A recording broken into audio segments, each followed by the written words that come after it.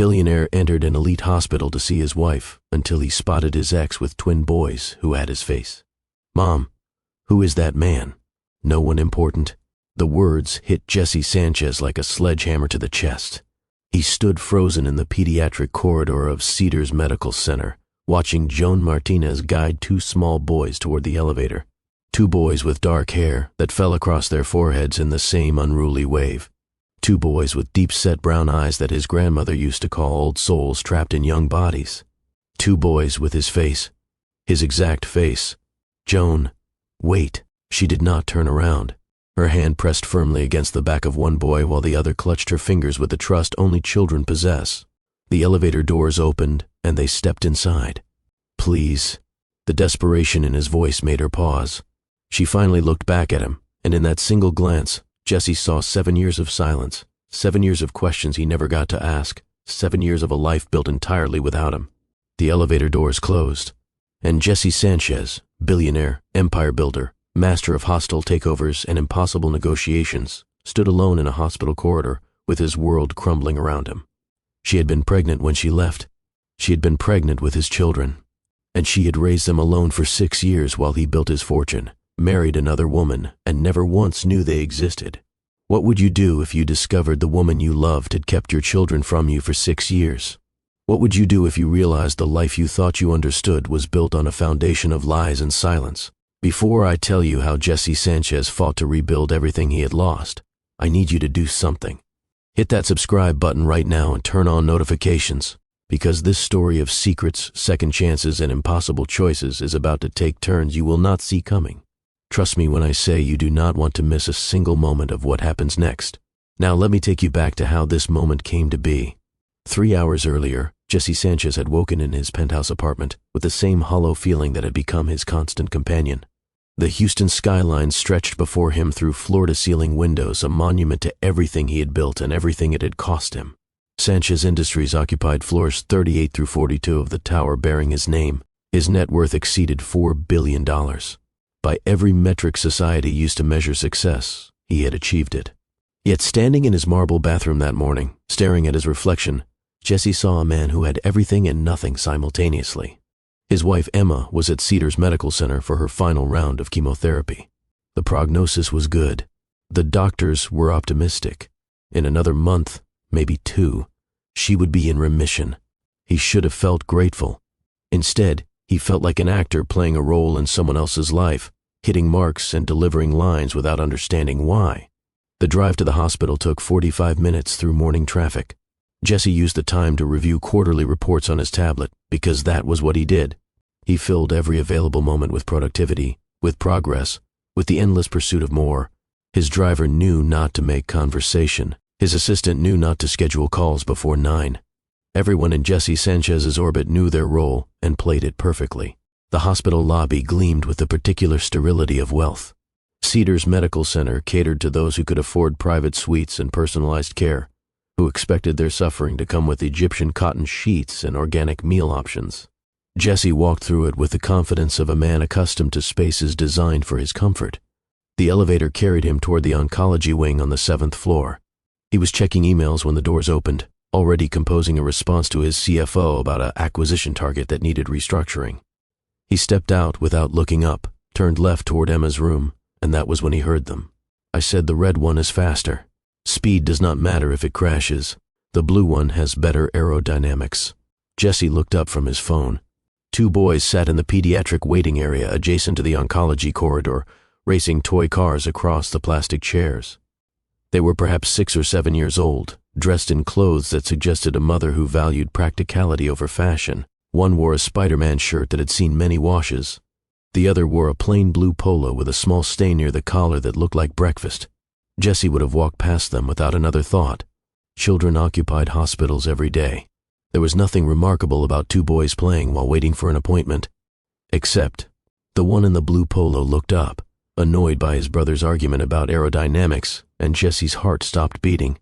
The boy had his face, not similar to his face, not reminiscent of his face. His actual face, miniaturized and softened by childhood, but unmistakably, impossibly his. The same strong jawline that emerged early in Sanchez's men. the same deep-set brown eyes, the same slight cleft in the chin that Jesse saw every morning in the mirror. For a moment, time suspended itself. Jesse's phone slipped from his fingers and clattered against the tile floor. The sound made both boys look up, and then he saw it twice. Two faces. His face, duplicated, identical. The world narrowed to those two small humans who carried his features with the casual confidence of children who had no idea they were walking around with his genetics written across their faces. "Austin, Aaron, come here." The voice came from behind him. Jesse turned slowly, already knowing who he would see, already feeling the collision of past and present that would shatter everything he thought he understood. Joan Martinez stood in the doorway of a pediatric examination room. Her dark hair was shorter than he remembered, cut in a practical bob that framed a face thinner than it had been 7 years ago. She wore jeans and a cardigan that suggested a life focused on function rather than appearance, and she carried the particular exhaustion of someone who had been fighting alone for a very long time. She had not seen him yet. Her attention was on the boys, her expression soft with maternal concern. Then her gaze lifted, and her entire body went rigid. Jesse watched the transformation happen in real time. The softness in her eyes hardened into something cold and defensive. Her posture shifted from relaxed mother to cornered animal. Every line of her body screamed that she was calculating escape routes, strategies, ways to get her children away from this man who had suddenly appeared like a ghost from a past she had worked so hard to bury. "Joan." His voice came out rough, scraped raw by the shock that was still ricocheting through his nervous system. "Jesse." Her tone was carefully neutral. The kind of control that took effort. The kind of control that came from years of practice at hiding what she actually felt. "What are you doing here?" "My wife. She is in oncology. Chemo." The explanation felt absurd, irrelevant, a footnote in a conversation that should have been about the two small boys now standing behind their mother, peering at him with identical expressions of curiosity. "Joan, those boys, they are, do not." The single word cut through the air like a blade. "Not here. Not now. They look exactly like me." I said not now. She walked past him to collect the twins, her hand gentle on each boy's shoulder. The gesture was protective, territorial, a mother claiming her children in the presence of a perceived threat. "Austin, Aaron, time to go. Dr. Patterson said everything looks fine." The boys gathered their toy cars with the efficiency of children accustomed to hospital visits. The one called Austin studied Jesse with open curiosity, his head tilted in a gesture so familiar it made Jesse's chest ache. "Mom, who is that man?" "No one important." And then they were gone, walking toward the elevator, disappearing into the ordinary rhythms of a hospital morning, while Jesse stood paralyzed in the corridor, his mind racing through calculations that should have been simple. 7 years since Joan left. 6-year-old twins. 9 months of pregnancy. The math was devastating in its clarity. She had been pregnant when she left him. She had known she was carrying his children, and she had chosen to raise them alone, in secret, for 6 years while he built his empire and married another woman, and never once suspected that somewhere in the world, 2 small boys existed who carried his face, his genes, his blood. Jesse did not remember making the decision to follow them. His body moved without conscious instruction, carrying him toward the elevator bank with steps that felt disconnected from his will. He pressed the button, waited, rode down to the lobby, stepped out just in time to see Joan's sensible SUV pulling out of the parking structure. She was gone, and Jesse Sanchez, who had built his fortune on the ability to control outcomes and manage variables, stood in a hospital parking lot with absolutely no idea what to do next. The visit to Emma passed in a blur. Jesse sat beside her bed, held her hand when she reached for him, nodded at her updates about treatment progress and optimistic doctors. He said the right things in the right places because he had become an expert at performing the role of devoted husband, even when his mind was somewhere else entirely. "You seem distant." Emma's voice was gentle. 3 years of marriage and a cancer diagnosis had stripped away any pretense between them. She knew him well enough to recognize when he was present in body only. "Just tired. Worried about you." The lie came easily. Too easily. "I am fine. The doctors are optimistic." She squeezed his hand, her grip weaker than it should have been, but still warm with reassurance. "Jesse, whatever it is, you can tell me. We promised each other honesty. Had they?" He could not remember anymore. Their marriage had been built on pragmatism, on mutual respect, on the decision that companionship was worth more than waiting for a passion that might never come. Emma was kind and steady, and everything that Joan had not been. She did not challenge him or demand that he examine himself, or push him toward growth he was not ready for. That had been the point. I ran into someone from my past. It brought up some complicated feelings. Emma's expression did not change, but something shifted behind her eyes. A recognition, an acknowledgement of something she had always suspected, but never voiced. The one you never talk about. What do you mean? Jessie, I have been your wife for 3 years. I know there is someone you carry with you, someone you loved before me. You have never said her name, but I feel her sometimes. In the things you do not say, in the parts of yourself you keep locked away. She smiled, small and sad and understanding in a way that made Jessie feel worse rather than better. I have made my peace with being second place to a ghost. The guilt that washed over him was suffocating. He had married this woman. He had promised her a life together. And here she was, battling cancer while calmly acknowledging that she knew she had never fully had his heart. Emma, do not apologize. Just deal with whatever you need to deal with. I am not going anywhere. Cancer or no cancer, this is where I am. She turned toward the window, exhausted from treatment and from the emotional labor of having conversations that most couples avoided. Go home. Get some sleep. Come back tomorrow. He kissed her forehead and left, but he did not go home. Instead, he drove to his office tower and took the private elevator to the 42nd floor. His assistant had gone home hours ago. The executive suite was empty, except for the security guard who nodded respectfully and returned to his rounds. Jesse sat in his chair, the leather worn to the shape of his body from thousands of hours of occupation, and stared at the Houston skyline while his world reorganized itself around 2 small boys with his face. Finding Joan was not difficult. Jesse had resources most people could not imagine. Private investigators who had helped him with corporate due diligence, data analysts who could find patterns in chaos, an entire department devoted to research and intelligence gathering that had proven invaluable in hostile takeover situations. He made one phone call that night. Within 48 hours, he had a complete picture of the life Joan Martinez had built without him. She lived in the suburbs of Houston, a comfortable house in a good school district, nothing ostentatious, but solid and well-maintained. She drove a sensible SUV with excellent safety ratings. She had no romantic partners in the public record, no family nearby, no indication of anyone helping her carry the weight of single parenthood. Just Joan and the twins against the world. Her professional achievements were remarkable. She had founded a nonprofit called Second Steps that provided job training and childcare for single mothers re-entering the workforce. Starting from nothing, operating out of a garage in those first months, she had built it into a nationally recognized organization with chapters in 12 states. Her face appeared in articles about social entrepreneurship. Her testimony had influenced policy discussions at the state level. She had created something meaningful, something that mattered, something that helped thousands of women in situations similar to her own. The irony was not lost on Jesse. Joan had disappeared from his life pregnant and alone, and she had channeled that experience into building an empire designed to help other women who found themselves pregnant and alone. The twins were named Austin and Aaron. They attended a private school with excellent academics and small class sizes. Austin showed aptitude for creative writing and drama. Aaron excelled in mathematics and logical reasoning. Both were healthy, happy, well-adjusted children who had apparently thrived under their mother's sole care. They had been at the hospital for routine checkups, not illness. Jesse felt absurdly relieved by this detail, then immediately ashamed of how invested he already was in children he had only seen for 30 seconds. He called Joan's office the next morning. Her assistant put him through with suspicious efficiency, suggesting Joan had been expecting the contact. I wondered how long it would take. Her voice was cool over the phone line. Controlled. Prepared. 48 hours. You are slowing down. The joke landed flat. Neither of them laughed. I want to meet them. No.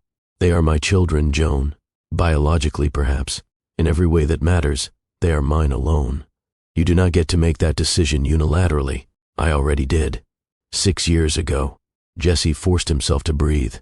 He channeled the negotiation skills that had made him a legend in hostile takeover situations, the ability to remain calm when everything inside him wanted to explode. Why? What did I do that was so terrible you could not even tell me you were pregnant? The silence stretched so long he thought she had hung up. When she finally spoke, her voice was different, stripped of its defensive sharpness. Raw with pain she had been carrying for 7 years. Do you remember the week before I left? The charity gala for the children's hospital? Jesse searched his memory. The gala had been a major event, one of those society functions where billionaires gathered to demonstrate their generosity while networking and making deals. Vaguely. We attended together. We attended separately. Joan's voice hardened with old anger that had not faded despite the years. You were supposed to pick me up at 7. Instead, you called at 6:45 to say you would meet me there because a deal was running long. When I arrived alone, everyone assumed we had broken up. Your mother took the opportunity to tell me, quite publicly, that I was not suitable for the Sanchez family legacy. My mother says that about everyone. She told me you had already discussed it with her, that you had agreed I was a temporary distraction while you established your career, that once you hit your financial targets, you would find someone more appropriate for a family. The accusation hit Jesse like ice water. I never said anything like that. I confronted you about it when you finally showed up, 3 hours late. Drunk from celebrating your deal, you laughed and said I was being dramatic, that your mother was just looking out for you, that I should learn to handle her better. Jesse closed his eyes. Fragments of memory surfaced through the fog of 7 years. He had said something like that. He had been dismissive, distracted, riding the high of closing a major acquisition that would triple his portfolio. Joan, I was an idiot, but that is not a reason to hide my children from me for 6 years. It was not just that night. Her voice cracked slightly, and Jesse heard the exhaustion of someone who had carried this anger for far too long. It was the pattern. Every time I needed you to choose me, you chose work, or family approval, or the next deal. I was always last, and when I realized I was pregnant, I had to ask myself a question. She paused, gathering herself. Did I want to raise children with someone who would teach them that love comes with conditions? That being chosen only counts when it is convenient? The question hung in the air between them, accusatory and fair and devastating. I decided the answer was no. So I left, built my own life, raised them to know that they are always, always first, that they will never have to compete with a spreadsheet for attention. The words settled into Jesse's chest like stones. He wanted to argue, to defend the man he had been 7 years ago, to explain that she had misunderstood his priorities and his mother's influence and his inability to balance ambition with presence. But the truth was, he could not.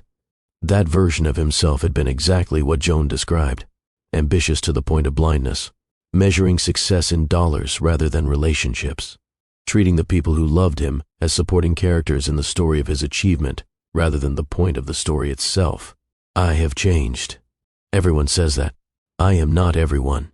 I have spent 3 years married to a woman with cancer, learning that all the money in the world cannot buy time or health or the things that actually matter. I have restructured my entire company so I can be present instead of perpetually chasing the next milestone. I am not the man you left, Joan. I am someone different. Different enough to be their father? I do not know, but I want the chance to find out. The line went quiet again. Jesse could hear her breathing, could almost feel her weighing his words against her memories, trying to determine if this was genuine transformation or just another variation of the charm that had won her over the first time. I will think about it. That is all I am asking. Do not contact me again until I reach out. If you push this, if you try to force a meeting or use your lawyers or your resources to corner me, I will disappear so completely you will never find us again. Do you understand? The threat was delivered calmly, but Jesse heard the steel beneath it. This was a woman who had built a life from nothing once before. She would do it again if necessary. I understand. Good. Joan. What? For what it is worth, I am sorry. For everything I put you through. For the man I was. For the father I should have been and was not. The silence stretched for 3 heartbeats. We will see if sorry means anything. I have heard your words before. They did not match your actions then. We will see if they do now. The line went dead. Jesse spent the next week in a state of suspended animation. He went through the motions of his life, attending meetings and reviewing reports and visiting Emma at the hospital. But his mind was somewhere else entirely, replaying every conversation he had ever had with Joan, searching for the signs he should have seen, the warnings he should have heeded. They had met at a fundraiser 3 years before she left. Jesse had been 28, newly successful, drunk on the power of his first major acquisition. Joan had been working for a nonprofit that provided microloans to women entrepreneurs in developing countries. She was smart and passionate and utterly unimpressed by his wealth. "You know what I find interesting about men like you?" She had cornered him near the bar, her eyes sharp with intelligence and something that looked like challenge. "Please, enlighten me.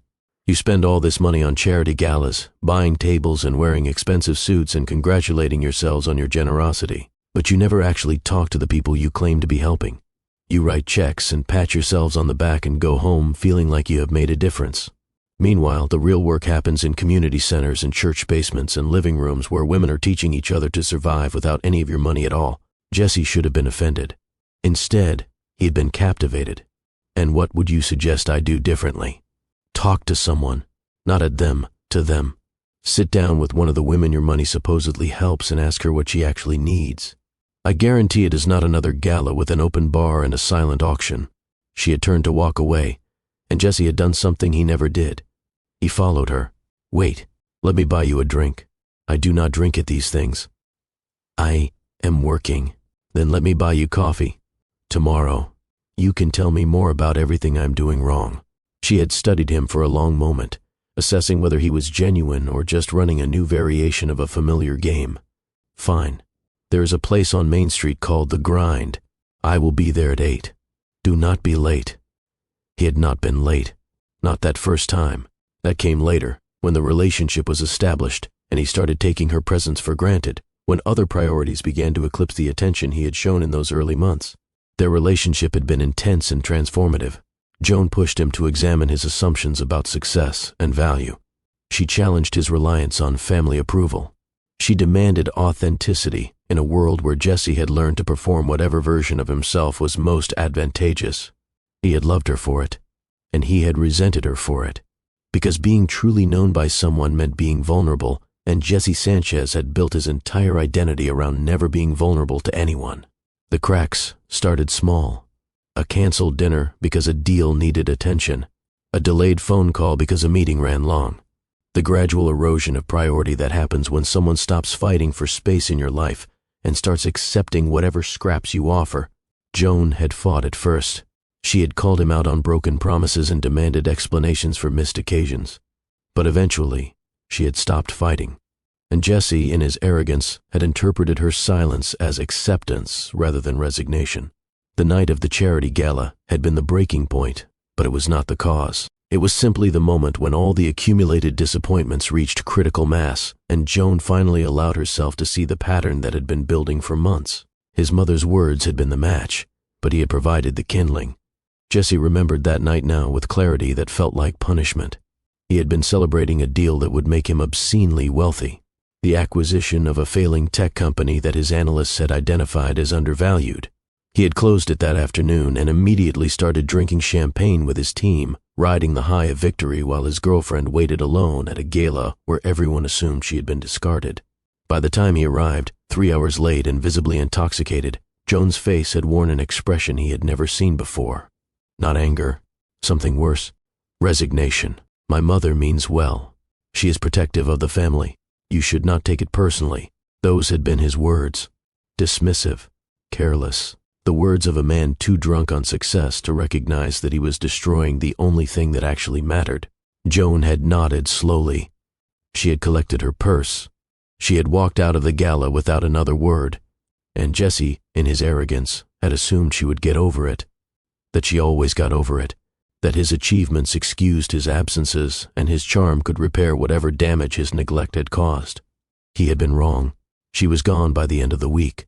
No forwarding address. No returned calls. No explanation beyond a single text message that read, "I cannot do this anymore.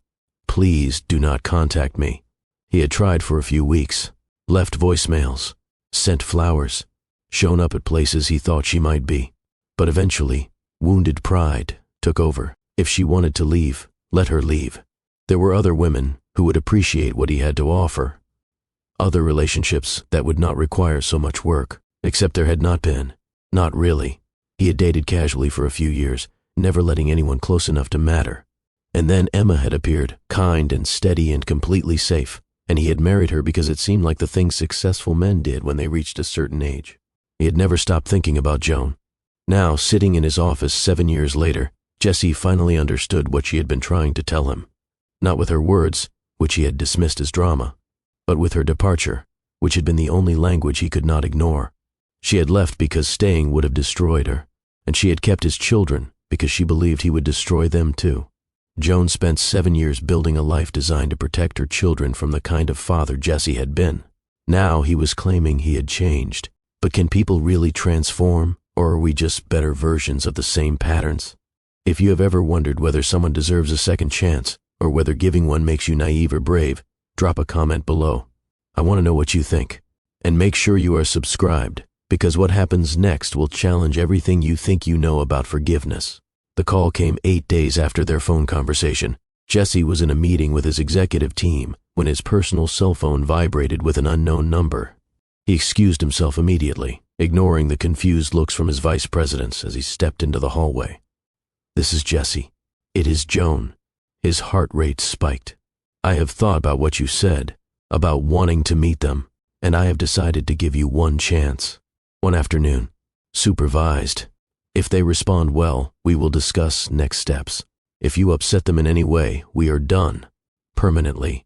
Whatever you need, whatever conditions you want, I will agree to all of them. There is a park near my house. Greenwood Community Park. Saturday at 2. Come alone. No lawyers. No investigators. Just you. I will be there.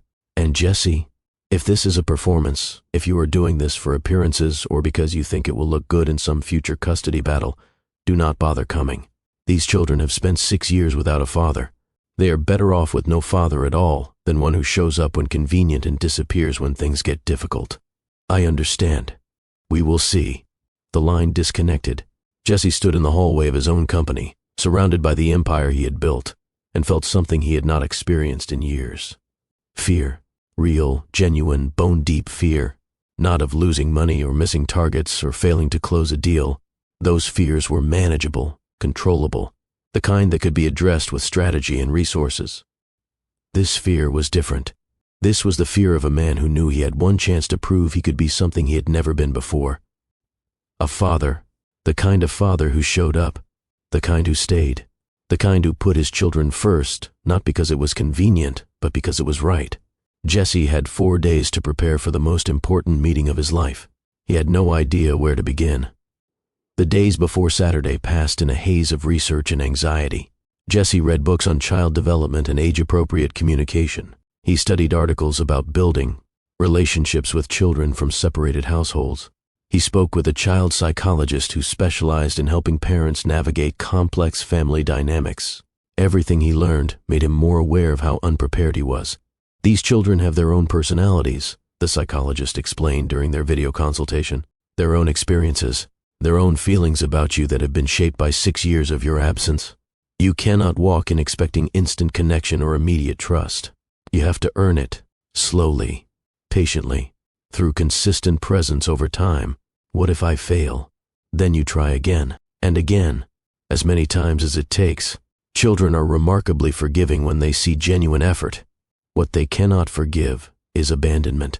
If you start this and then disappear when it gets difficult, you will do more damage than if you had never appeared at all." The warning echoed in Jesse's mind as he drove to Greenwood Community Park on Saturday afternoon. He arrived 30 minutes early, unable to sit still in his apartment, needing to be there even if it meant waiting in his car like a nervous teenager on a first date. The park was modest by the standards Jesse usually inhabited, a playground structure that had seen better days, picnic tables scattered across uneven grass, a basketball court with faded lines and bent rims. Families populated the space, children shrieking with joy while parents watched from benches and lawn chairs. This was Joan's world now. Practical, functional, focused on needs rather than wants. Jesse got out of his car and walked toward the playground. He wore jeans and a simple button-down, deliberately casual, wanting to signal that he was not here to impress but to connect. His watch cost more than most of the cars in the parking lot, but there was nothing he could do about that. He spotted them before he spotted Joan. Austin and Aaron were on the swings, competing to see who could go higher. Their faces were flushed with effort and joy, identical expressions of determination as they pumped their legs and arced through the air. Austin was winning, but Aaron had better form. They are competitive about everything. Joan's voice came from behind him. Jessie turned to find her standing a few feet away, arms crossed, watching him watch her children. Austin is more impulsive. Heart first, strategy later. Aaron thinks 3 steps ahead before he makes a move. Sometimes they finish each other's sentences. Other times they argue like rival nations. Jessie absorbed this information like a student taking notes. Every detail felt precious.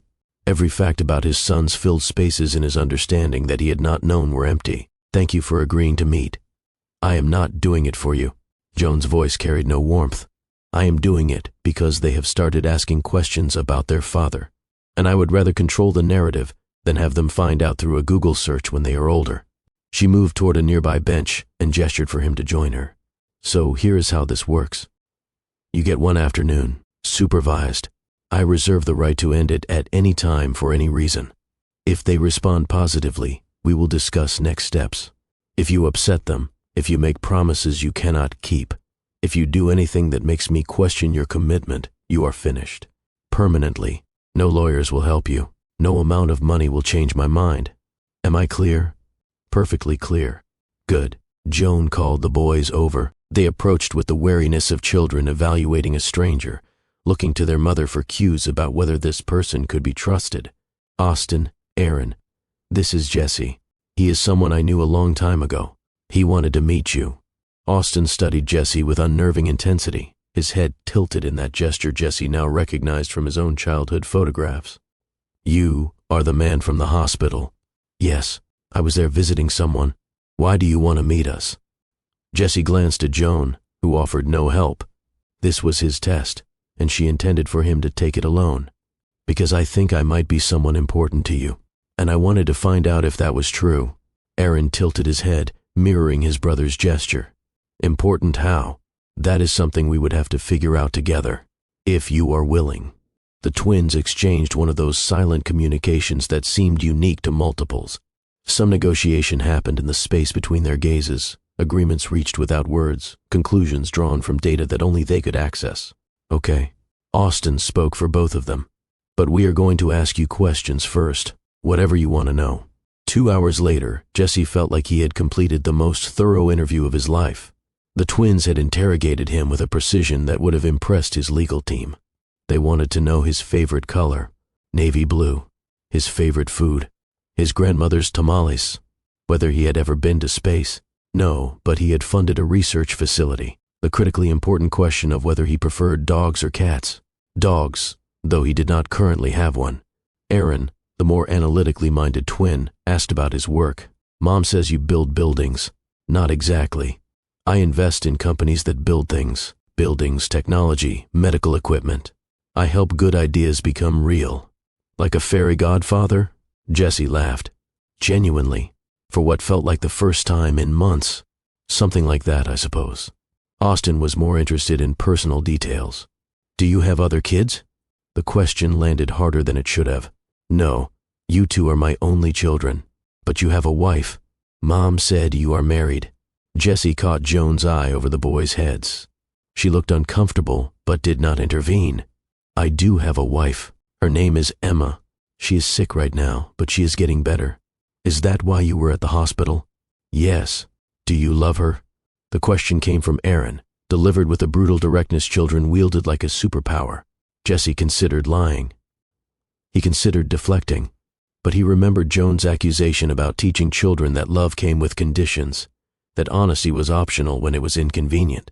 I care about her very much. Our marriage is complicated, but she is a good person, and I want her to be healthy and happy. The answer seemed to satisfy something in Aaron's evaluation. He nodded once, then returned his attention to the puzzle game on his tablet that Joan had allowed him to bring. When the afternoon ended, and Joan announced it was time for the boys to go home, Austin surprised everyone. He walked directly to Jesse and wrapped his arms around his waist in a quick, fierce hug. You can come back. If you want. Jesse managed to speak around the sudden tightness in his throat. I want. Very much. Aaron did not hug him, but he made eye contact that felt like acknowledgement, like assessment, like the first tentative step toward something that might eventually become trust. They walked toward Joan's SUV, the twins racing ahead with the energy of children who had been sitting still too long. Jesse and Joan followed at a slower pace, the distance between them charged with everything they had not yet said. That went better than I expected. Joan's voice was quiet. I will not waste this chance. Actions, not words. I have heard enough words to last a lifetime. They reached her car. The twins were already inside, arguing about something through the closed windows. I want to see them again, regularly. Video calls when I cannot be here in person. A real relationship, not just occasional visits when it is convenient. We will start slow, weekly calls, monthly visits. If that goes well, we can discuss expanding it. Whatever you need. Joan opened her car door, then paused. Jesse? Yes? Do not make me regret this. I will not. She got in the car and drove away. Jesse stood in the parking lot until her taillights disappeared around the corner, watching his sons vanish into a life he was only beginning to understand. Then he walked back to his car, sat behind the wheel, and allowed himself to feel the full weight of what had just happened. He had met his children. They had hugged him. They had said he could come back. For the first time in 7 years, Jesse Sanchez felt something that was not ambition or obligation or the empty pursuit of more. He felt hope. The kind of hope that terrified him, because it meant he had something to lose. The kind of hope that transformed him, because it meant he had something worth fighting for. The weeks that followed became a careful choreography of connection. Jesse and Joan established a rhythm that felt foreign to him at first, a schedule built around the needs of two small boys rather than the demands of quarterly earnings or acquisition targets. Tuesday evenings, Thursday evenings, Sunday afternoons. Those were the times Jesse would call, his face appearing on Joan's tablet screen while the twins positioned themselves on the couch, eager to share whatever had happened since they last spoke. The first call was awkward, everyone trying too hard. Austin performing enthusiasm he did not quite feel. Aaron watching with analytical detachment, still assessing whether this man deserved their attention. Joan hovering in the background, ready to intervene if the conversation went somewhere it should not go. Dad, what is your favorite dinosaur? Austin's question came out of nowhere, interrupting a stilted exchange about school assignments. Jesse blinked at the word. Dad. The twins had not called him that during their park meeting. The title felt simultaneously earned and premature, a gift he had not yet proven himself worthy of receiving. Probably the velociraptor. They were smart, strategic. They hunted in packs and used teamwork to take down bigger prey. That is a boring answer. Everyone picks velociraptor because of the movies. Austin's disappointment was theatrical, his expression suggesting Jesse had failed some crucial test. What would you have picked? Ankylosaurus. Obviously. It has armor and a tail like a club. It could defend itself against anything. That is a much better answer. I stand corrected. Aaron leaned into the frame, his expression serious. Velociraptors were actually much smaller than the movie show. They were about the size of turkeys. The movies exaggerated their size for dramatic effect. How do you know that? I read about it. The library has books on paleontology. I have read 4 of them. Jesse felt something shift in his chest. His son read paleontology books for fun. His son corrected misconceptions with the confidence of someone who valued accuracy over agreement. What else have you learned that movies get wrong? The question opened a floodgate. Aaron spent the next 15 minutes explaining various scientific inaccuracies in popular films, while Austin interjected with dramatic reenactments of scenes he thought were cool regardless of their accuracy. Jesse listened with genuine fascination, asking follow-up questions, treating their 6-year-old expertise with the same respect he would give a board presentation. By the end of the call, something had shifted. The awkwardness had not disappeared entirely, but it had softened. The twins said goodbye with something approaching warmth, and Jesse ended the connection feeling like he had taken one small step toward earning the title they had already given him. The third call brought a breakthrough. Aaron appeared on screen holding a piece of paper covered in pencil marks. I drew something. Can I show you? Of course. I would love to see it. Aaron held up the paper to reveal a detailed sketch of a building. It was rough, the proportions slightly off, the lines uneven with the limitations of a 6-year-old's fine motor skills. But the intention was clear. Multiple stories, geometric shapes interlocking, a structure that existed only in his imagination but wanted desperately to become real. It is a library, but also a house. People can live in it and also borrow books. I think cities should have more buildings where you can do multiple things at once. Jesse studied the drawing with genuine attention. I love that concept. Mixed-use development is actually a real thing in architecture. Buildings that combine residential space with commercial or public functions. You are thinking like a city planner. Aaron's eyes widened. That is a real job? Planning cities? Absolutely.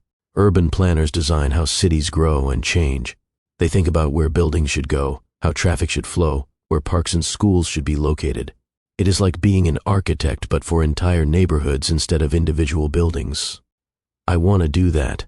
The declaration was immediate and absolute, delivered with the certainty of someone who had just discovered their purpose. Then you should. You have the mind for it. You see systems and connections that other people miss. Aaron beamed with a joy that Jesse had not seen before. Not performed happiness for an adult's benefit, but genuine delight at being understood. Austin, not to be outdone, grabbed his own paper. I wrote a story. Do you want to hear it? I would love to hear it. Austin cleared his throat with theatrical gravity and began to read. Once upon a time, there was a dragon who could not breathe fire. All the other dragons made fun of him because he could only breathe bubbles. But then the kingdom was attacked by a monster made of fire, and all the fire-breathing dragons could not hurt it because fire does not hurt fire. So the bubble dragon blew a giant bubble around the fire monster, and the bubble was made of water, and the fire monster went out, and everyone cheered, and the bubble dragon became the hero. Jesse was quiet for a moment, absorbing the story. That is brilliant. Really? Austin's skepticism was evident. He was accustomed to adults praising his work with generic enthusiasm that meant nothing. Really, you created a character whose weakness became his strength. That is sophisticated storytelling. The other dragons underestimated him because he was different, but his difference was exactly what made him valuable. That is not just a good story. That is a meaningful story. Austin stared at the screen with an expression Jesse could not quite read. Most people just say it is nice. Most people are not paying attention. I am. The call lasted 45 minutes that night, more than triple the 15-minute limit Joan had originally established. When Jesse finally said goodbye, both boys waved with enthusiasm that felt unforced for the first time.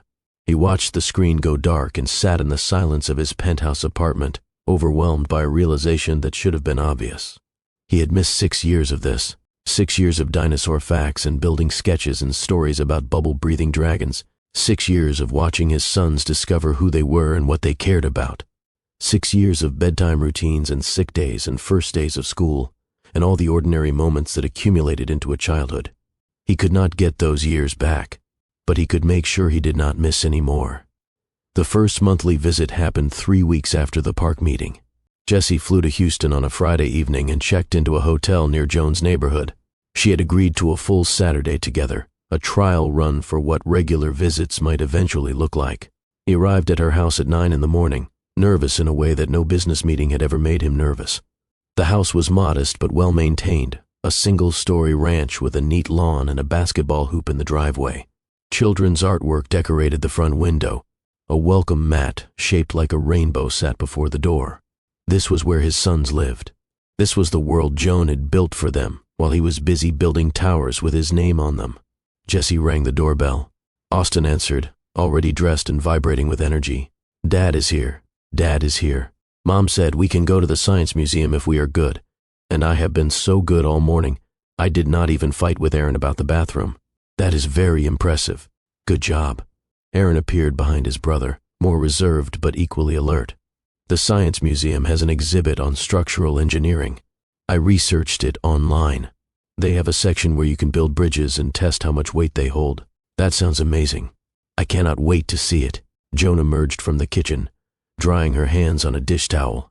She wore jeans and a casual sweater, her hair pulled back in a ponytail that made her look younger than the woman he had confronted in the hospital corridor. Come in. They have been ready since 6 this morning.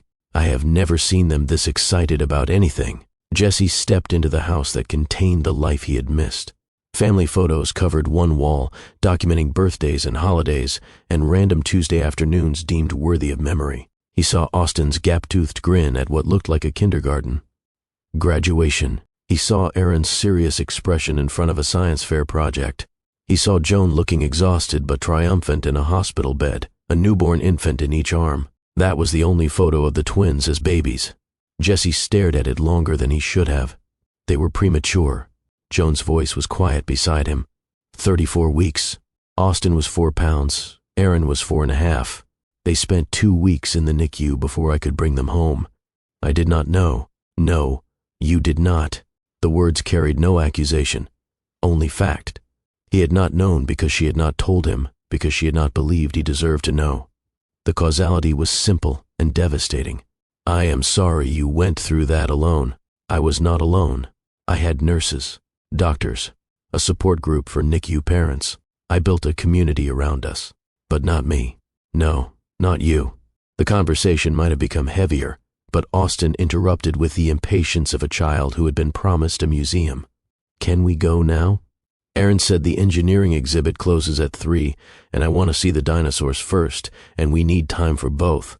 The Science Museum occupied a renovated warehouse in the Arts District.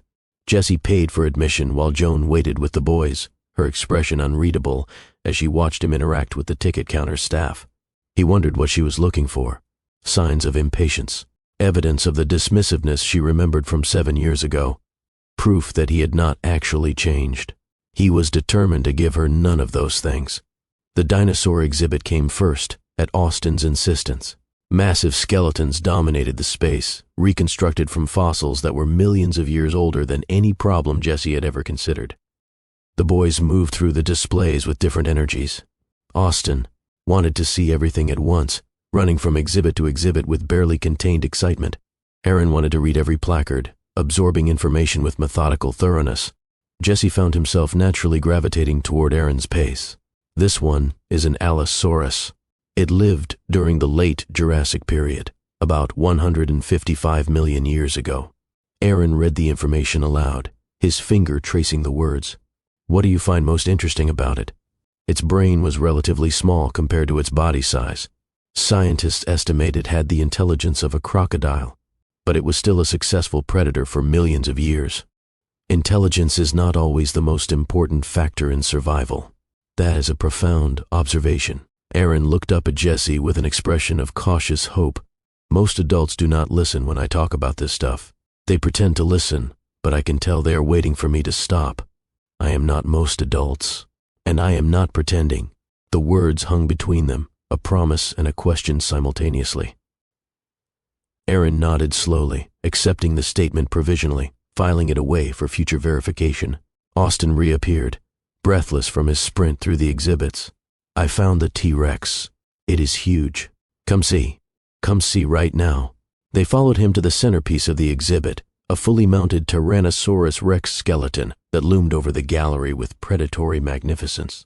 Austin stood beneath it with his arms spread wide, trying to encompass its scale. This is the coolest thing I've ever seen. It is impressive. Jesse stood beside his son, both of them craning their necks to take in the massive skull, the tiny arms, the teeth designed for crushing bone. Dad, do you think if dinosaurs were still alive, humans would have invented ways to live with them? Or would we have killed them all? That is a complicated question. Austin shrugged. Most good questions are complicated. Mom says simple questions have simple answers, but complicated questions mean you are thinking about things that matter. Your mom is a smart woman. I know. She tells us all the time. Jesse laughed, and the sound surprised him. Genuine amusement, unforced and spontaneous, triggered by his son's matter-of-fact delivery of his mother's self-assessment. She is not wrong. The engineering exhibit came after lunch. They ate sandwiches in the museum cafe while the twins debated whether a brontosaurus could beat a triceratops in a fight. Jesse found himself mediating the argument with a seriousness that would have seemed absurd in any other context but felt absolutely appropriate here. The structural engineering section was Aaron's domain. He moved through the interactive displays with focused intensity, building bridges from provided materials and testing their weight capacity with scientific precision. Jesse worked alongside him, offering suggestions when asked but mostly observing his son's natural aptitude for understanding how things fit together. This beam is load-bearing. If I remove it, the whole structure will collapse. Aaron pointed to a central support in his latest construction. How do you know which beams are load-bearing? You have to trace the weight distribution. Everything on top needs a path to transfer its weight to the foundation. If you remove a beam that is part of that path, the weight has nowhere to go. Jesse stared at his 6-year-old son with something approaching awe. That is exactly right. That is exactly how structural engineers think about buildings. I want to build things that last forever, things that are still standing when I am old, when I am dead even, buildings that matter. The ambition in Aaron's voice was startling in its intensity. This was not a child playing with blocks. This was a child who had already begun to conceive of legacy, of permanence, of contribution. You can do that. You have the mind for it and the passion for it. All you need is time and education and opportunity. Will you help me? The question was direct and devastating. Will you help me learn about buildings and engineering and how to make things that last? Jesse felt his throat tighten. Yes, absolutely yes. For as long as you want my help, I will give it. Aaron nodded, satisfied with the answer, and returned his attention to his bridge construction. But something had shifted between them. A bond had formed around a shared interest, a common language, a mutual recognition of what mattered. Austin appeared with a structure of his own, significantly less stable but considerably more dramatic. Mine is an earthquake simulator. Watch what happens when I shake the table.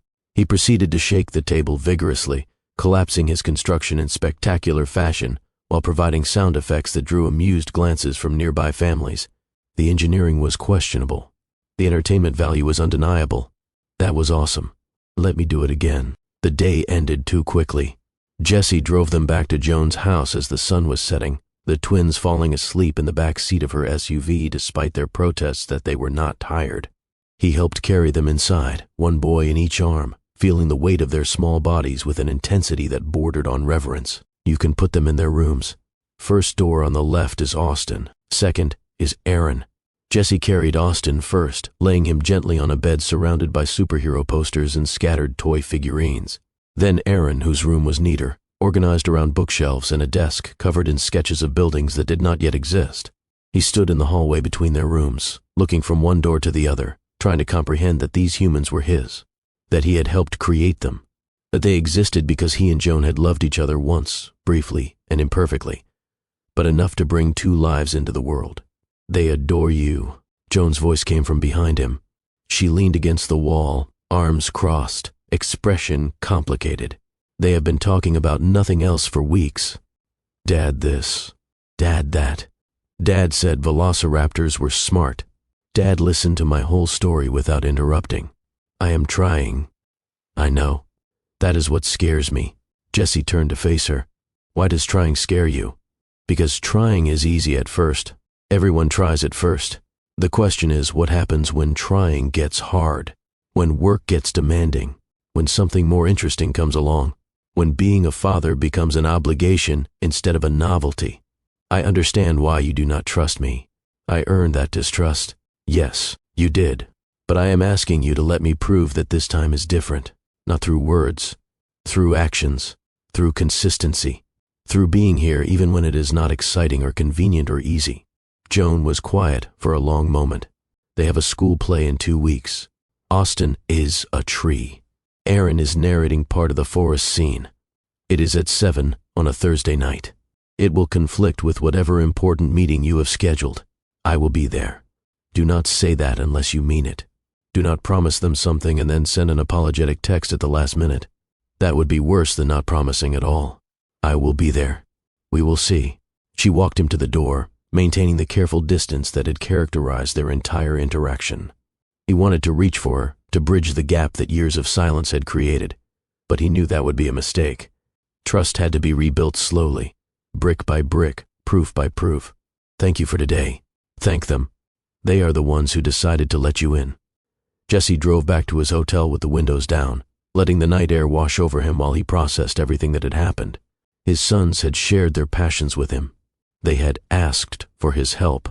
They had fallen asleep trusting him to carry them safely home. It was more than he deserved. It was exactly what he wanted to earn. The school play happened on a Thursday evening, exactly when Joan had said it would. Jesse had a board meeting scheduled for that time, a quarterly review that his CFO had insisted was unmissable. Investors would be present. Major decisions would be made. His absence would raise questions. Jesse rescheduled it. He flew to Houston on Thursday afternoon, checked into his hotel, and arrived at the elementary school auditorium an hour before curtain. Parents were already gathering, staking out seats with jackets and programs, greeting each other with the familiarity of a community that saw each other at every school event. Jesse knew no one. He was a stranger in his son's world, recognizable only to the woman who had raised them without him. He spotted Joan near the front, saving seats with her purse and a sweater. She looked up as he approached, her expression flickering between surprise and something that might have been hope. "You came." "I said I would." He sat beside her, leaving one seat empty between them, respecting the distance she seemed to need. Austin has been practicing his tree pose for days. He is very committed to being the best tree in the production. How does one excel at being a tree? According to Austin, it requires standing very still while also conveying the ancient wisdom of the forest. His words, not mine. Jesse laughed, and Joan almost smiled. Aaron has memorized not just his lines, but everyone else's lines. He offered to be an understudy for 3 different parts. The director gently suggested he focus on his own role. That sounds like Aaron. He is thorough. I'm not sure where he gets it. The comment hung in the air, an acknowledgement that some traits were inherited rather than taught.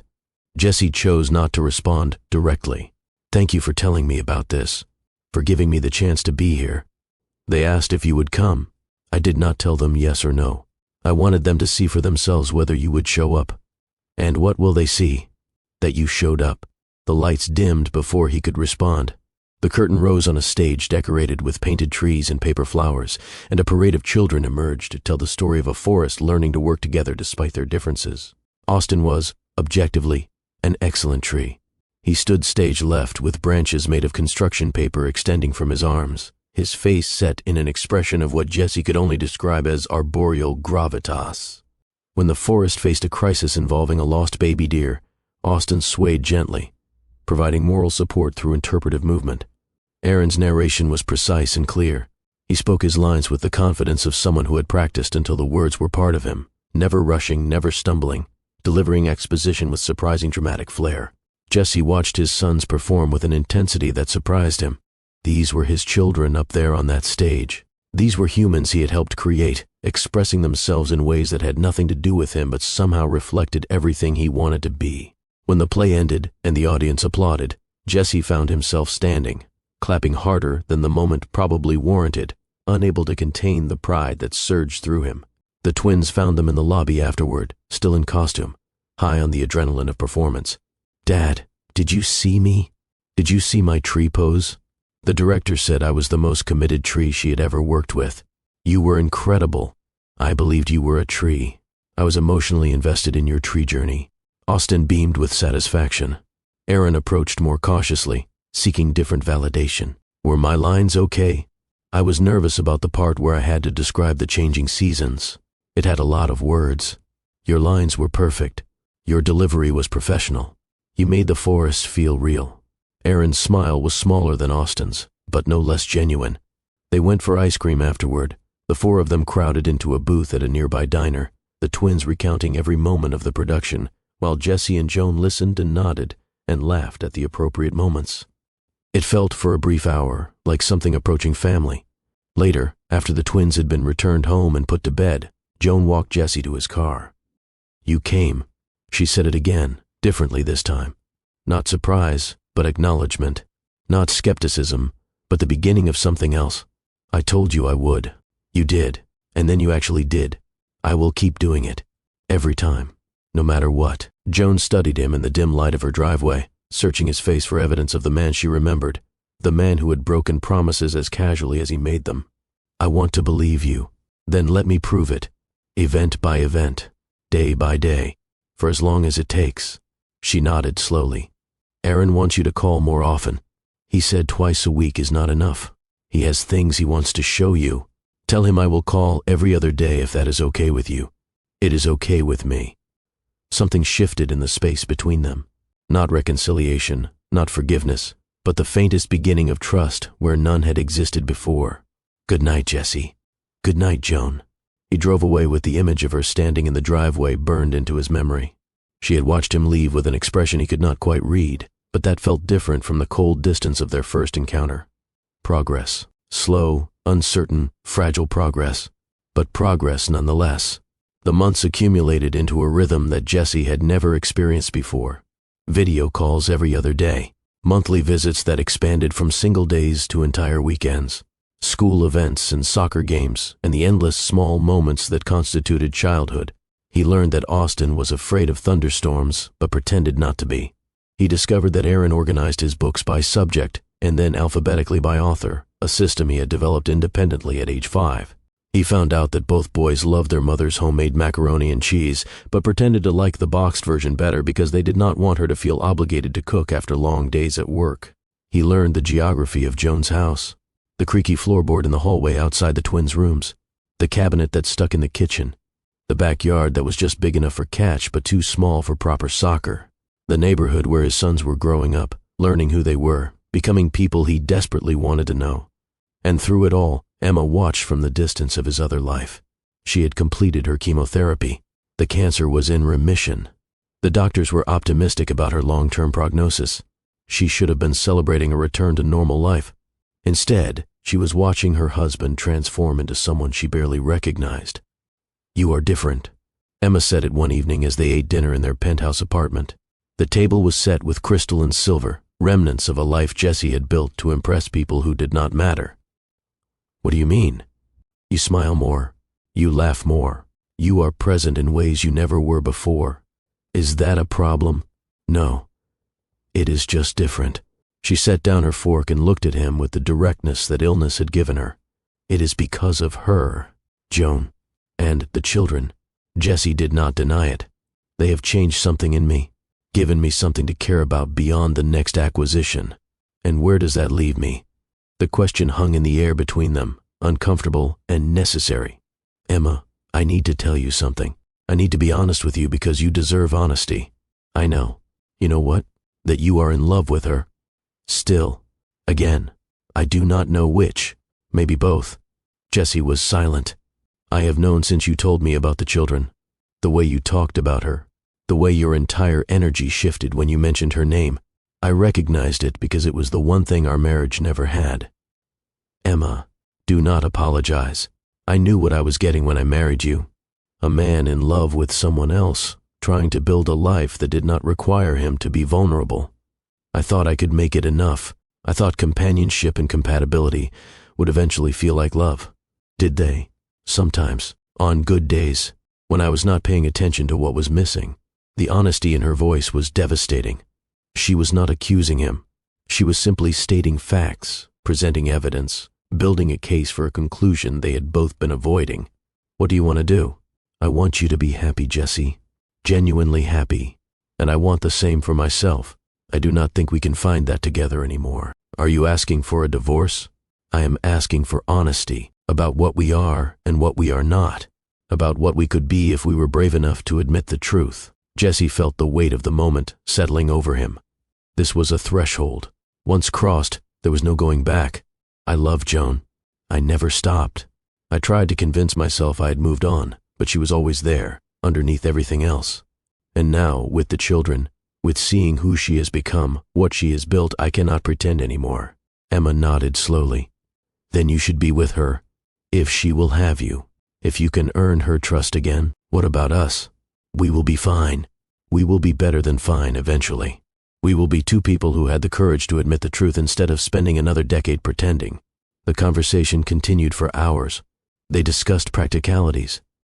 The apartment, the finances, the public narrative they would present to friends and colleagues. Emma was gracious throughout, more generous than Jesse deserved, treating the dissolution of their marriage as a necessary evolution rather than a failure. When they finally went to bed, in separate rooms for the first time since their wedding, Jesse lay awake and thought about what came next. He was going to tell Joan everything. He was going to fight for a chance he did not deserve.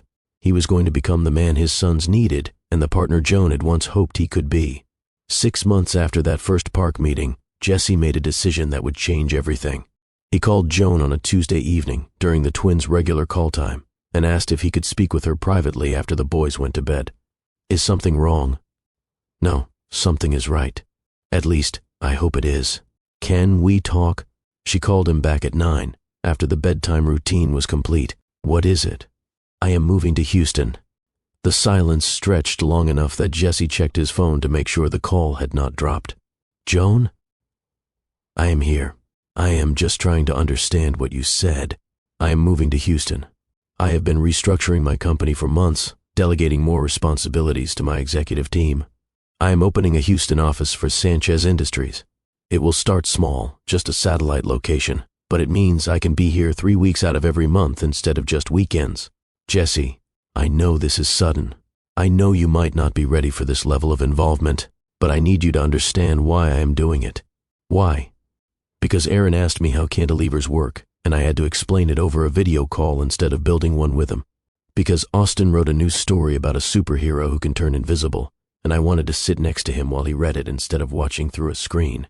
Because I missed 6 years and I cannot get them back, but I can make sure I do not miss any more. Joan was quiet again. And because of you. Me, because watching you raise them alone showed me what real strength looks like. Because seeing who you have become made me realize who I should have been.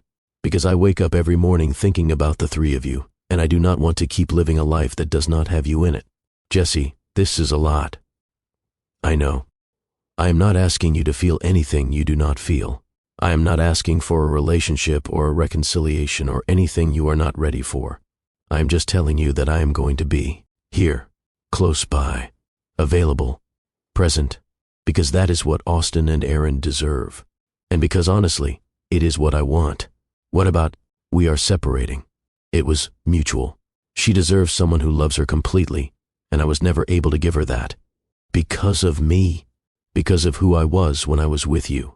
Because of who I became when I lost you. Because some things cannot be replaced, only mourned, and eventually, hopefully, rebuilt. The conversation lasted another hour. Joan asked questions. Jesse answered them honestly. She expressed concerns. He acknowledged them without defensiveness. She did not say yes to anything, but she did not say no either. By the time they hung up, Jesse felt like he had taken another step towards something he was not sure he deserved but desperately wanted. He found an apartment in a neighborhood near Joan's house 2 weeks later. A temporary place, modest by his standards but adequate for his needs. He started the process of establishing his Houston office, hiring local staff, delegating authority in ways that would have been unthinkable a year earlier. He told the twins during his next visit, I am going to live here now. In Houston, close to you. Austin's reaction was immediate and explosive. Really? Really, really? Like forever, really? Like forever, really? Austin launched himself at Jesse, wrapping his arms around his waist with fierce intensity. This is the best day ever. Aaron, did you hear? Dad is staying. Aaron's reaction was more measured, but equally significant. How close? About 15 minutes away. Close enough that we can see each other whenever we want. Can you come to my school? For career day? I want to tell everyone what you do. Absolutely. Whenever they schedule it. Aaron nodded, satisfied, and returned to the Lego structure he had been building. But Jesse saw the small smile that flickered across his face, the satisfaction of knowing that his father would be present for the moments that mattered. Joan watched this exchange from the kitchen doorway, her expression unreadable. Later, after the twins were in bed, she invited Jesse to stay for coffee. It was the first time she had asked him to linger rather than leave. You actually did it. I told you I would. They sat at her kitchen table, mugs warming their hands, the house quiet around them. I do not know what to do with this version of you. What do you mean? The Jesse I knew made promises he did not keep. He prioritized everything except the people who loved him. He let his family influence his choices in ways that hurt everyone around him. I know, but this Jesse shows up. He rearranges his schedule around school plays. He moves across the country to be near his children. He calls when he says he will call and comes when he says he will come. I am trying to be different. You are succeeding, and that terrifies me. Jesse set down his coffee mug. Why? Because if you have really changed, then I have to reconsider everything. Every assumption I made about you. Every decision I made based on who you were. The entire framework I used to justify keeping the children from you. You made the right decision. What? You made the right decision 6 years ago. To leave. To protect them from the man I was. That man would have failed them the same way he failed you. He would have been absent and dismissive and careless with their hearts. You saved them from that. Joan stared at him. I never expected you to say that. It is true. I have had 6 months to think about who I was and why you left. And the more I understand, the more I realize you were right. About everything." She was quiet for a long moment. "So what happens now?" "Now I keep proving myself, day by day, week by week, for as long as it takes. And if I never fully trust you, then I will have 2 children who know their father loves them and a CEO parent who has every reason to doubt me. That would still be more than I deserve." Joan shook her head slowly. "You are making it very hard to keep my walls up. That is not my intention. Your walls exist for good reason. I built every brick of them through my own failures." She almost smiled. "That is exactly what I mean. The old Jesse would have tried to charm his way past my defenses. He would have used words as weapons. He would have made me feel like my caution was unreasonable. And now? Now you are acknowledging my caution is justified while still showing up consistently. It is disorienting. Good disorienting or bad disorienting? I have not decided yet." She walked him to the door, and for the first time, she did not immediately step back to create distance. "Good night, Jesse." "Good night, Joan." He drove to his new apartment with the window down, letting the Houston night air wash over him. Something was shifting between them. He could feel it. Not forgiveness, not yet, but something adjacent to forgiveness. Something that might, given enough time and consistency, become something more. 3 weeks later, the crisis came. Jesse was in a meeting with his Houston team when his phone buzzed with Joan's number. He excused himself immediately and stepped into the hallway. "Joan, what is wrong?" The words came out rushed, panicked, stripped of her usual composure. "Aaron is hurt. Soccer practice. He fell and hit his head. They are taking him to the emergency room." "Which hospital?" "St. Mary's, the one on Westheimer. I am on my way." Jesse ended the call and sprinted for the elevator. His assistant called after him, asking about the meeting he was abandoning, but he did not respond. Nothing mattered except getting to his son. He made the drive in 12 minutes, breaking multiple traffic laws, not caring about consequences. He pulled into the emergency room parking lot and ran through the automatic doors without slowing down. Aaron Sanchez. He is 6 years old. He came in with a head injury. The nurse checked her computer. "He is in examination room 4. Are you family?" "I am his father." The words came out automatically, naturally, without hesitation. The nurse nodded and directed him down the hall. He found them in a small room filled with machines and monitors. Aaron lay on a hospital bed, looking smaller than Jesse had ever seen him, a bandage wrapped around his forehead. Austin sat in a chair beside him, pale and scared, clutching his brother's hand. Joan stood next to the bed, her face streaked with tears she had tried to wipe away. "Dad." Austin's voice cracked on the word. "You came." "Of course I came." Jesse moved to Aaron's bedside, taking his other hand, trying to project calm he did not feel. "Hey, buddy. How are you doing?" "My head hurts. I fell on the soccer field. I do not remember falling, but I remember waking up and everyone was standing around me. The doctors are going to take good care of you. You are going to be okay." The doctor confirmed this assessment 15 minutes later. A mild concussion, no fracture. Aaron would need rest and monitoring, but he was expected to make a full recovery. The relief that flooded through Jesse was physical, overwhelming, nearly buckling his knees. "Thank God." The words escaped before he could contain them. Joan looked at him with an expression he could not read. "You got here so fast. I was only 15 minutes away. I came as soon as you called. I did not expect you to answer. I thought you would be in a meeting or unavailable, or that I would have to leave a message. I will always answer when you call. Always. No exceptions." The words landed between them with weight that extended beyond the current crisis. Austin had not let go of Aaron's hand. He looked up at Jesse with eyes that held none of his usual bravado. "I was scared, Dad. When he fell and did not get up, I thought something really bad had happened. I thought I might lose him." Jesse crouched down to Austin's level. "That must have been terrifying. I am so sorry you went through that. I stayed with him until the ambulance came. I held his hand and told him he was going to be okay, even though I did not know if that was true. You were brave. You took care of your brother. That is exactly what family does." Austin's lower lip trembled. "I do not want to lose anyone. Not Aaron, not Mom, not you. You are not going to lose anyone." "Am right here. I am not going anywhere. Promise? Promise." Austin launched himself at Jesse, wrapping his arms around his neck, sobbing into his shoulder with the abandon of a child who had been holding his fear too long. Jesse held him, rubbing circles on his back, murmuring reassurances into his ear. Across the room, Joan watched them with tears streaming down her face. The hospital kept Aaron for observation. Jesse stayed the entire night, sleeping in a chair beside his son's bed, while Joan dozed in another chair across the room. Austin had been sent home with a neighbor, reluctantly, after Joan promised to call with updates. At 3 a.m, Aaron woke up and found Jesse watching him. "Dad?" His voice was groggy, confused. "I am here. Go back to sleep. Are you going to stay? All night. All day tomorrow. As long as you need me." Aaron's hand found Jesse's in the darkness. "I was scared. I know. It is okay to be scared. I thought I might die. When I was falling, before everything went dark, I thought this is it. This is how it ends." Jesse squeezed his hand. "It was not the end. You are going to be fine. I know that now."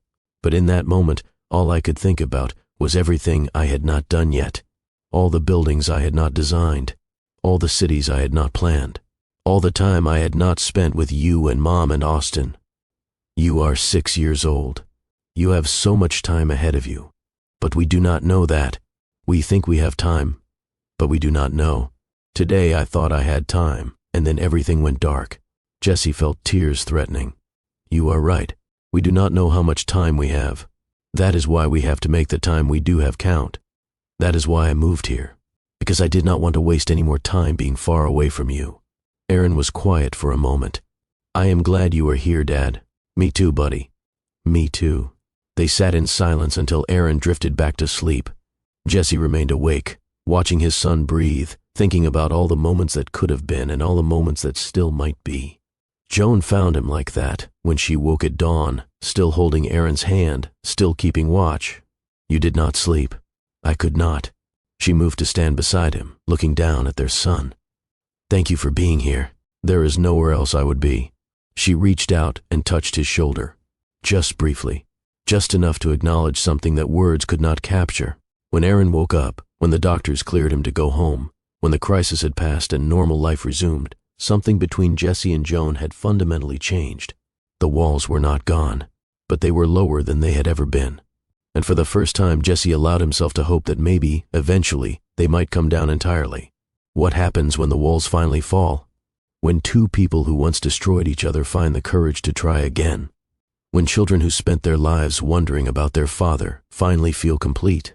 If this story has moved you, I need you to do something right now. Hit that subscribe button and turn on notifications. Share this video with someone who understands that second chances are not given. They are earned. Drop a comment telling me your own story of redemption or heartbreak or the complicated space between them. Because we are not done yet. The hardest part of Jesse and Joan's journey is still ahead. And trust me, you do not want to miss how this ends. The weeks following Aaron's accident settled into something Jesse had never experienced before. A rhythm that felt less like obligation and more like belonging. He was at Joan's house more often now. Not just for scheduled visits, but for the ordinary moments that accumulated into a life.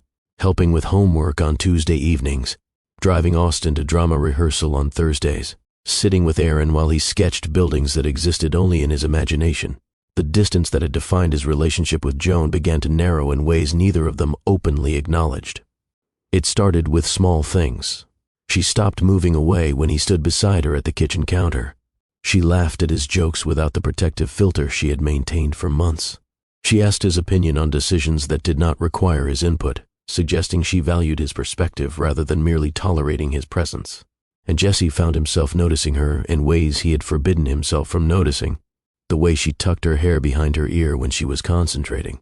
The sound of her laugh when Austin did something ridiculous. The fierce tenderness in her voice when she comforted Aaron after a difficult day at school.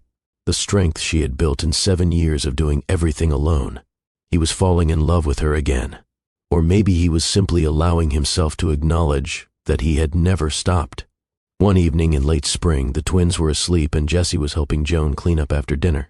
They moved around the kitchen with the choreography of two people who had learned each other's patterns, reaching for the same dish towel, stepping aside at the same moment, their bodies navigating shared space with unconscious coordination. "You are staring at me." Joan's voice carried amusement rather than accusation.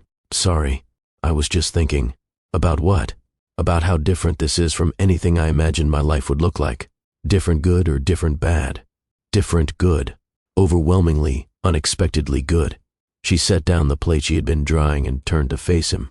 Can I ask you something? Anything. Why me? The question caught him off guard. What do you mean? I mean, you could have anyone. You are wealthy and successful and objectively attractive. You could find someone without all the baggage. Someone who does not come with 6 years of resentment and 2 children who complicate everything. Why are you here, in my kitchen, doing dishes on a Wednesday night? Jesse was quiet for a moment, choosing his words carefully. Do you remember what you said to me the first night we met, at that fundraiser 7 years ago? I said a lot of things that night. Most of them were designed to make you uncomfortable. You said that I wrote checks and patted myself on the back without ever actually talking to the people I was supposedly helping. You said the real work happened in community centers and church basements, not in ballrooms with open bars. I remember. That was the first time anyone had challenged me like that. Everyone else in my life told me what I wanted to hear. My family, my colleagues, the women I dated, they all reflected back the version of myself I wanted to see. But you showed me the version I actually was, and you liked that? I hated it. At first, but then I realized that being seen clearly by someone was more valuable than being admired by everyone. You made me want to be better than I was.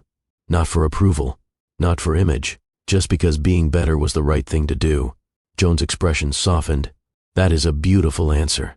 It is also true. They stood in the small kitchen, the air between them charged with something neither was ready to name. Jesse, yes? I do not know how to do this. Do what? Trust you again. Let you back in. Risk everything I have built on the possibility that you have actually changed. You do not have to know how. We figure it out together, one day at a time. What if I cannot? What if the walls I built are too high for me to take down? Then we work on them brick by brick, for as long as it takes. I am not in a hurry. She laughed softly. You used to be in a hurry about everything. Every deal had to close yesterday. Every goal had to be achieved immediately. Every moment was measured by how much progress it represented. I was exhausted by that way of living. I did not realize it until I stopped. Until the twins and you showed me that some things cannot be rushed, that the best things are built slowly, with patience and intention. Joan reached out and touched his hand, just briefly, just enough to acknowledge something that felt too big for words. I'm not ready to say what I am feeling. That is okay, but I am feeling something. That is enough. That is more than enough. She withdrew her hand, but the warmth of her touch lingered on his skin. The boys have a camping trip next month, with the school. They will be gone for a whole weekend. Jesse heard the unspoken question beneath her words. Would you like to have dinner? Just the two of us? Joan hesitated for a long moment. I think I would. Then we will figure out what that means when it happens. She nodded slowly, and something in her expression shifted.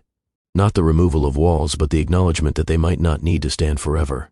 Jesse left that night with his heart fuller than it had been in years.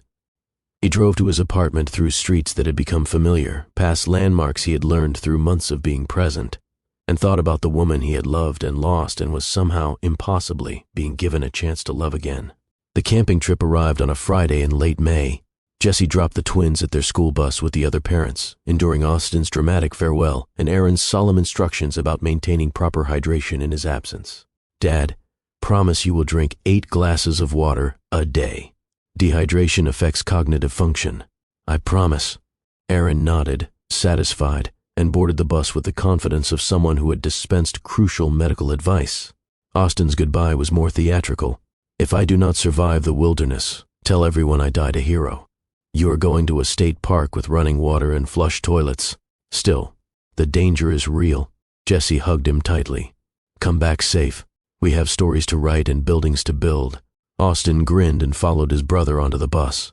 Jesse watched them pull away with a tightness in his chest that surprised him. 3 days without his sons felt longer than any business trip he had ever taken. He turned to find Joan standing nearby, watching him with an expression he could not quite read. You are good with them. I am trying. No, you are succeeding. They walked back to her car together. So, dinner tonight? If the offer still stands. It does. I was thinking we could go somewhere nice. Somewhere that does not have crayons on the table or a kid's menu. Joan smiled. That sounds perfect. He picked her up at 7. She wore a dress he had never seen, something simple and elegant that made her look like the woman he had fallen in love with 7 years ago, and simultaneously like someone entirely new. You look beautiful. Thank you. You look like you are about to conduct a hostile takeover. Jesse glanced down at his suit. Too formal? No. You look good. I was just giving you a hard time. Old habits. She smiled, and he felt 17 years old again.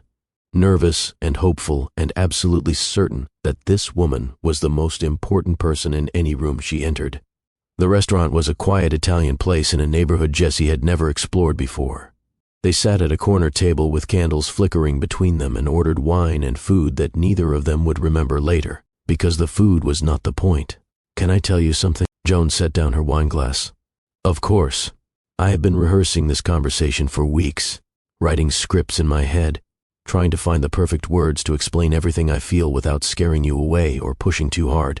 And what did you come up with? Nothing. Every script felt wrong.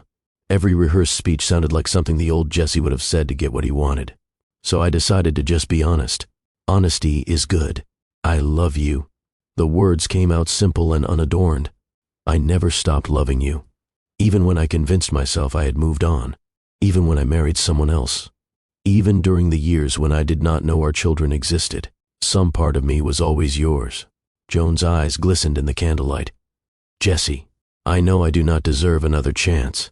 I know I destroyed something precious through carelessness and misplaced priorities, but I am asking anyway.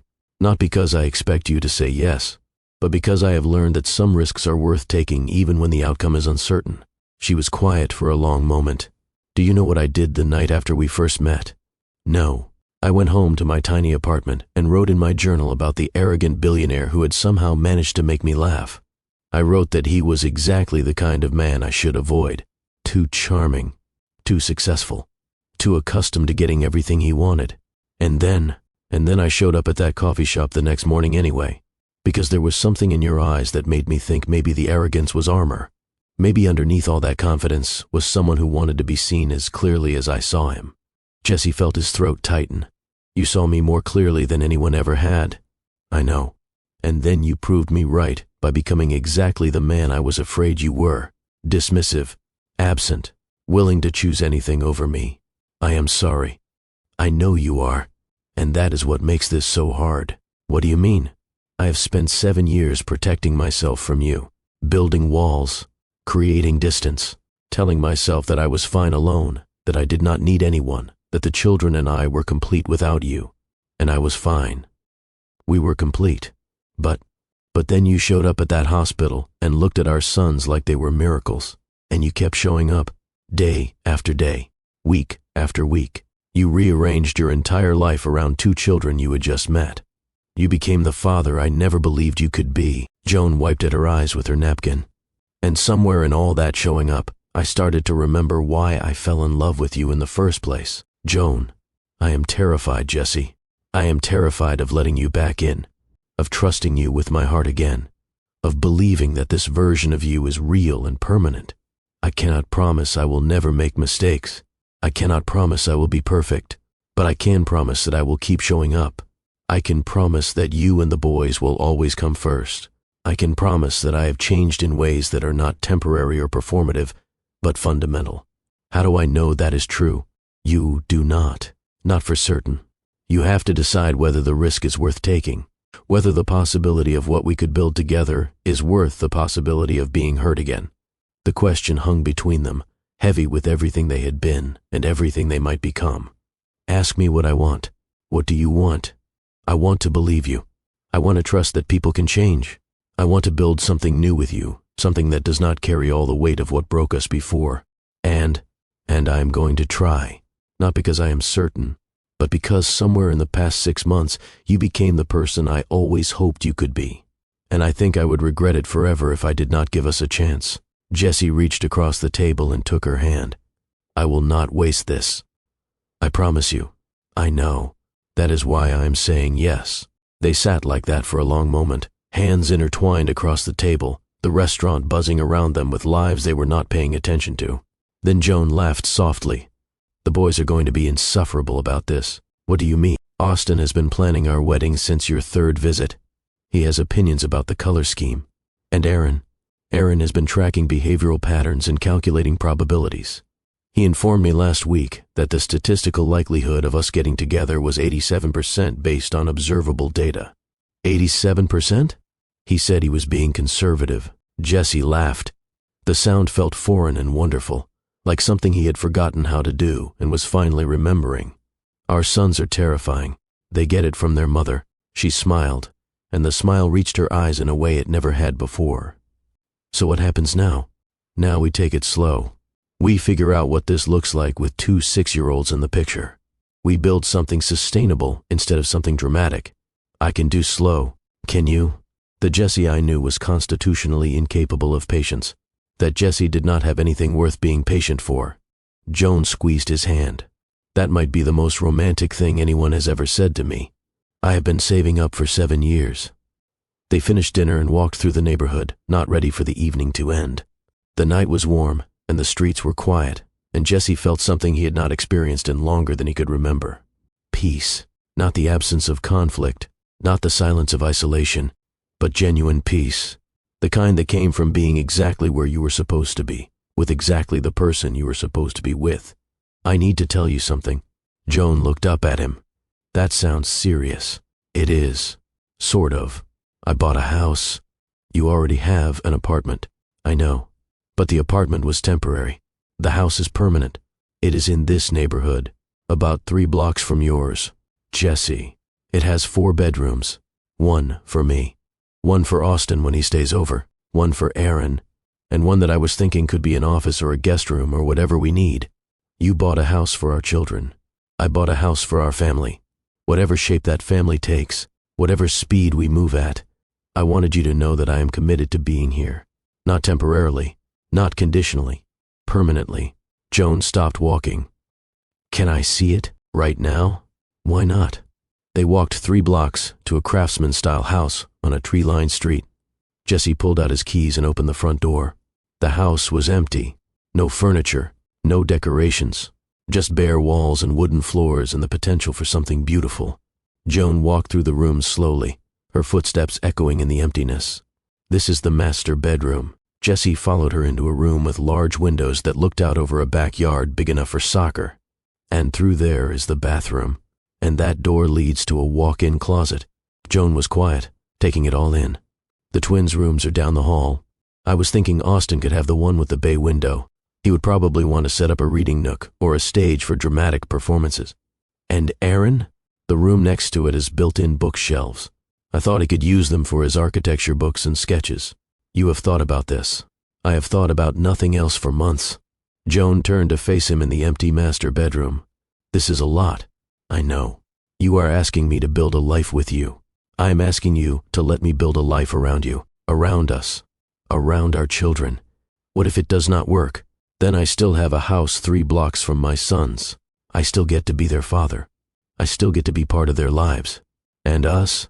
If it does not work between us romantically, we figure out how to co-parent as friends. But Joan, I do not think that is what is going to happen. No, no. Because I know what it feels like to lose you, and I am never going to take you for granted again. She stepped closer to him in the empty room. Kiss me. The words were quiet, but certain. Are you sure? I have been sure for weeks. I just needed time to admit it. Jesse closed the distance between them and kissed her gently, then less gently. Then with 7 years of longing and regret and hope pouring through the connection. When they finally broke apart, both of them were breathing hard. That was worth waiting for. Joan laughed against his chest. We should probably slow down. Probably. The boys come back on Sunday. I know. We should have a plan for how to tell them. I have been assuming Austin already knows and has a celebration planned. That is probably accurate. They stood together in the empty house that would eventually be full of furniture and laughter and the chaos of family life. I love you, Joan. I have always loved you, and I am going to spend the rest of my life proving that I deserve you.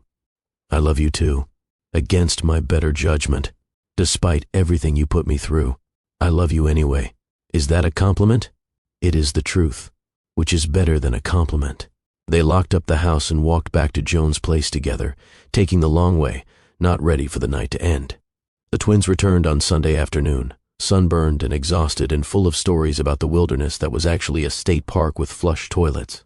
"Dad, I saw a snake, a real one. It was this big." Austin held his hands about 6 inches apart, then reconsidered and expanded the measurement to 2 feet. "That sounds terrifying." It was. I was the bravest one in my cabin. Everyone was screaming, but I just stood very still, and the snake went away. Very wise. Aaron approached with a collection of rocks he had gathered during the trip. These are igneous, sedimentary, and metamorphic. I labeled them all. This one has mica in it, which is why it sparkles. That is impressive. Where did you learn about rock classification? The nature guide explained it.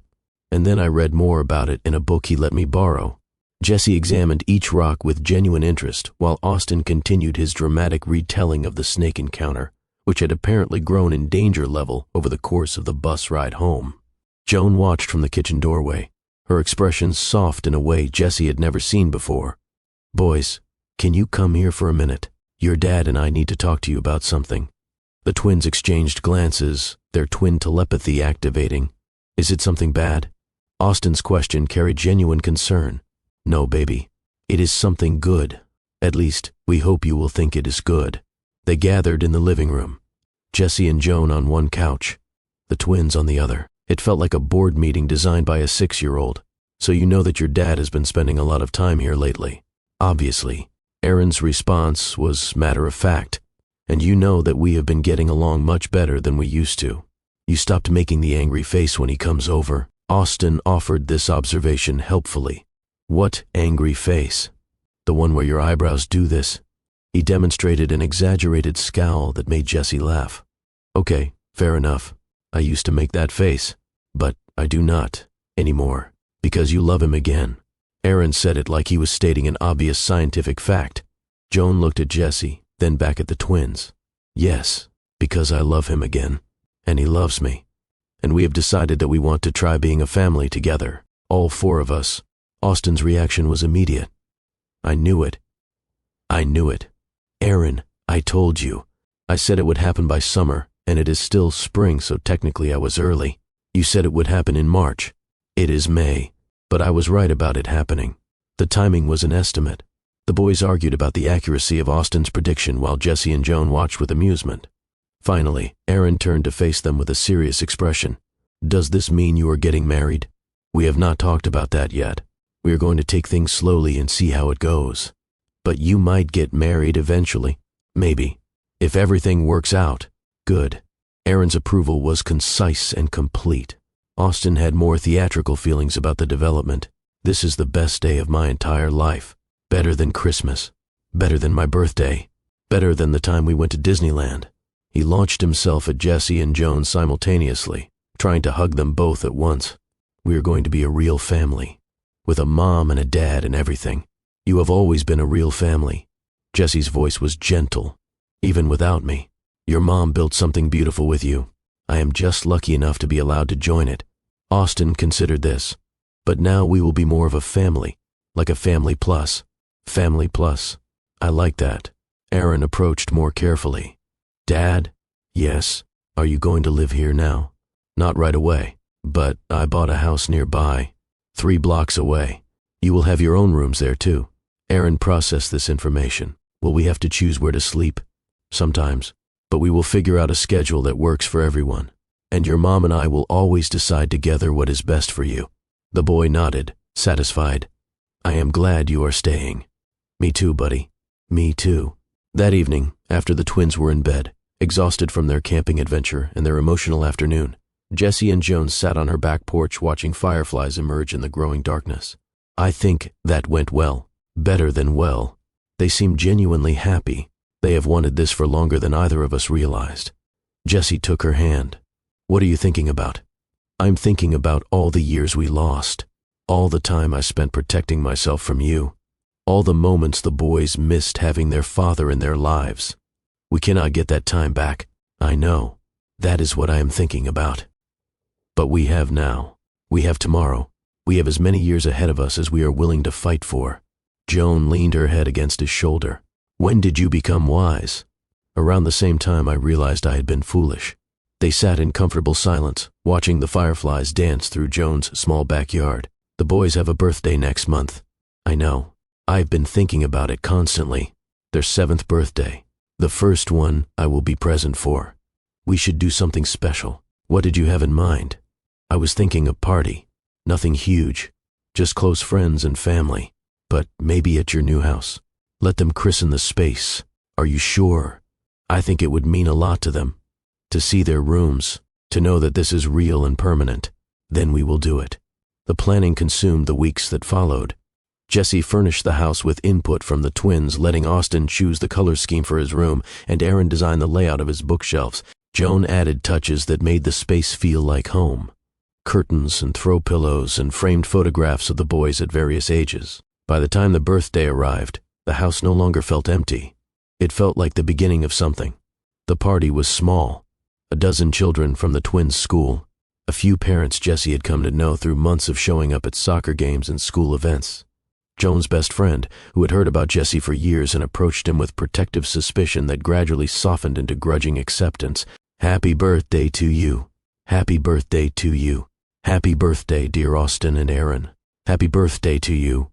The cake was chocolate with purple frosting, a compromise that satisfied Austin's dramatic preferences and Aaron's more subtle tastes. 7 candles burned brightly, while the twins argued about who would blow them out first. Together, Joan's solution was simple and final. On 3. 1, 2, 3. They blew together, extinguishing the flames simultaneously, their birthday wish rising invisibly toward whatever power granted such things. What did you wish for? One of their school friends asked the question. Austin shook his head solemnly. You cannot tell, or it will not come true. But Aaron looked at Jesse with an expression that needed no translation. Some wishes had already come true. After the party, after the guests had gone home and the cake had been eaten and the presents had been opened, the twins explored their new rooms with renewed attention. Jesse found Aaron standing at his window, looking out at the backyard. What are you thinking about? I am thinking about how different everything is now. Different good. Different amazing. A year ago, I did not have a dad. I had never even seen a picture of you. And now you have a house with a room for me and bookshelves for my architecture books and a desk where I can draw buildings. That is a lot of change. It is, but it is the right kind of change. Jesse sat on the edge of Aaron's new bed. Can I tell you something? Of course. I missed 6 years of your life. 6 years of birthdays and first days of school and bedtime stories. I cannot get that time back. But I want you to know that I will be here for every moment going forward. Every achievement. Every disappointment. Every ordinary Tuesday that does not seem important but actually is. Aaron sat beside him. I forgive you. The words were simple and devastating. You forgive me for not being there. Mom explained that you did not know about us, that she made a choice to keep us secret because she was trying to protect us. I understand why she did that, and I understand that you came as soon as you found out. You are very mature for 7 years old. I read a lot. Books teach you about human psychology. Jesse laughed, despite the tears threatening to fall. What else have books taught you? That families come in all shapes, that parents make mistakes, that forgiveness is a choice you make because holding on to anger hurts you more than it hurts anyone else. Where did you learn that? A book about mindfulness that Mom keeps in the bathroom. Of course. Jesse pulled his son into a hug. I love you, Aaron. I love everything about who you are. Your brain and your curiosity and the way you see patterns other people miss. I love you too, Dad. They stayed like that for a moment, father and son, finally in the same place after years of being strangers. Austin found them there a few minutes later. Are we having feelings? Because I want to have feelings too. Get in here. Jesse opened his arms, and Austin joined the hug, making it a tangle of limbs and laughter and the particular chaos that defined his more theatrical son. This is the best birthday ever. Austin's declaration was muffled against Jesse's shoulder. Better than Disneyland? Way better. Disneyland did not have a new house with a room shaped like a stage. It is not shaped like a stage. It is in my imagination, and that is what counts. The boys eventually returned to exploring their rooms, leaving Jesse to wander the house he had built for this new life. Joan found him in the kitchen, staring out the window at nothing in particular. What are you thinking about?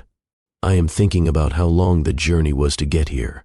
All the wrong turns, all the wasted years, all the chances I almost missed. But you did not miss them. You are here now. I am here now. She wrapped her arms around him from behind. Do you remember what you said to me at that restaurant? The night of our first real date. I said a lot of things that night. You said you would keep showing up. Day by day, for as long as it takes. I remember. You have done that.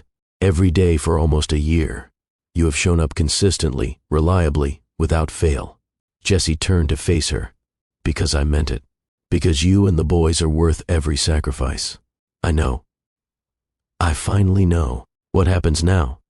Now we keep building, one day at a time, one moment at a time. We create a family that our children can be proud of, and a partnership that can survive anything. I like that plan. Joan smiled. I thought you might. A year later, they stood in the same kitchen, but everything had changed. The house was no longer new. It showed signs of life. Scuff marks on the walls from Austin's dramatic reenactments.